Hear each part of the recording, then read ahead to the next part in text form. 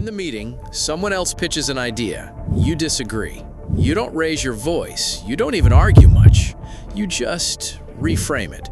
Ask one question. Let a pause sit a little too long. 10 minutes later, the room is doing it your way. Nobody even remembers deciding that. Sounds like a gift, right?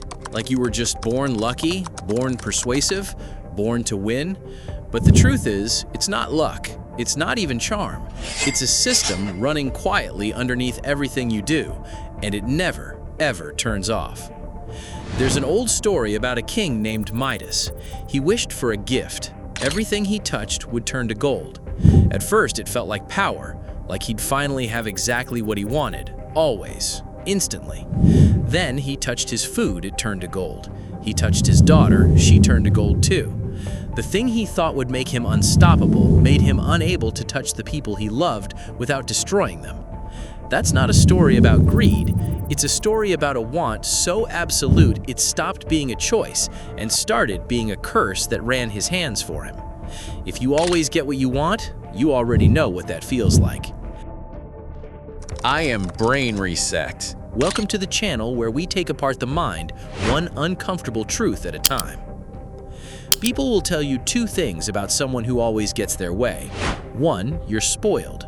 Two, you're manipulative. Both are shallow, both are easy, both let the person saying them off the hook from actually understanding you. Psychology offers something less flattering to your ego, but far more honest. This isn't entitlement, it's survival. Somewhere, your brain decided that getting your way wasn't a preference, it was the only way to feel safe. Think about a kid growing up in a house where things could shift without warning. A parent's mood was the weather. Sunny, then a sudden storm, no forecast. That kid learns fast. Control the variables and you control the storm. Volunteer the right answer before anyone asks. Read the room before you walk into it. Steer the outcome before it can steer you. It's less like a personality trait and more like a kid learning to walk on a floor that occasionally disappears, so they learn to never fully put their weight down. You grow up and leave that environment. The floor is solid now. Nobody's storm is coming, but your brain doesn't think it's safe yet. Here's the real mechanism behind it. Your amygdala, the almond-shaped part of your brain responsible for detecting threat, doesn't distinguish between "my dad is angry" and "this project might not go my way." To your amygdala, uncertainty is the threat, not the outcome, the not knowing. So when you engineer a yes, when you steer a room, when you get exactly what you wanted, your amygdala goes quiet for a second. That quiet feels like relief. It feels like winning. It's actually just your nervous system standing down from a war that ended a long time ago. Does that sound like power to you, or does it sound exhausting? Let's look at what this actually costs you. The control loop. This is the quiet, constant calculation running under every conversation you have. A normal person walks into a room without a plan for how it should end. You don't know how to do that. Picture this. You're at dinner with friends, deciding where to eat next weekend. Nobody's forcing anything, but you've already, without noticing, steered the group toward the restaurant you wanted. 3 questions, one well-placed doubt about the other option. Done. Nobody feels controlled. That's the problem, not even you. The cost. You can't remember the last time you let a moment simply happen to you instead of the other way around. The silent ultimatum. This is the unspoken rule your relationships operate under. Bend, or this gets harder for both of us. A normal person can sit in a disagreement and let it stay unresolved overnight. You can't. You need it closed, now. Picture a partner who wants to spend Sunday differently than you do. You don't yell. You just go quiet, a little distant until the plan shifts back to yours, and then you're warm again, like nothing happened. They think they chose it. They didn't. You made staying difficult until they didn't. The cost, the people closest to you are managing you, not choosing you. The phantom victory. This is the strange emptiness that shows up right when you get exactly what you asked for. A normal person feels satisfaction when they win. You feel something closer to static. You finally get the promotion you pushed for, the apology you extracted, the plan bent your way, and instead of relief, there's a flicker of, "Is this it?" before you're already scanning for the next thing to secure. The goalpost never stays still because it was never really about the goal. The cost, you are collecting outcomes and starving for meaning. The body keeps score. This isn't emotional, this one's physical.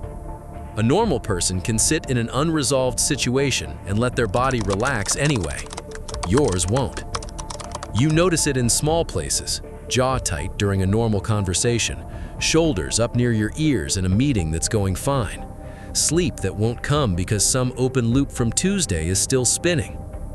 Your body doesn't know the difference between this negotiation matters and this negotiation is life or death.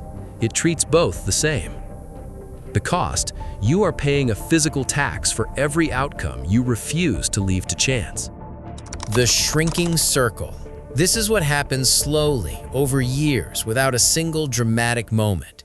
A normal person can be around people who disagree with them and stay close to those people anyway. You find that harder than you'd admit. Think about the friend who used to challenge you, push back, tell you when you were wrong, and how, without either of you naming it, they're just not around as much anymore. People who won't bend eventually stop showing up to be bent. The cost, you win almost every room, and the room keeps getting smaller. Does any of that sound like the life of someone who's simply lucky? Here's what I need you to hear. You are not Midas. You are not cursed to turn everything you touch into something hollow. The instinct to steer, to secure, to make things certain, that's not a monster living in you. It's a tool your younger self built because it had to. The goal was never to destroy that tool. The goal is to stop letting it drive when you're not looking, to make it something that serves you instead of something that runs you. The release valve. Pick one small thing this week and deliberately don't steer it. Let your friend pick the restaurant. Let the meeting go a way you wouldn't have chosen. Say nothing. Notice the discomfort. That discomfort is the whole point. It's proof the system is loosening its grip, one small rep at a time. The named ask. Instead of engineering an outcome quietly, say the want out loud, directly, and let the answer be real. I'd like us to do this. Full stop. No maneuvering underneath it. No making the no option harder than the yes. This feels terrifying the first few times. That's normal. You're removing the safety net you built out of control. Outcome audit. After you get something you wanted, pause and ask yourself one question.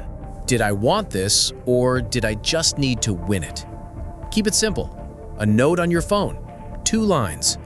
Over a month, patterns show up you were too busy steering to notice. And when you're not sure which tool to reach for in the moment, ask yourself this. Does this situation need an action, a decision, or just time? Most of what you're steering only needed the third one. Getting what you want isn't the problem. It never was. The problem is a version of you that can't survive not getting it, the one still bracing for a storm that isn't coming anymore. That instinct kept a kid safe once. It doesn't have to run the adult. So tell me, where in your life are you steering something right now that you could actually just let happen? Put it in the comments. Be specific. I want to know.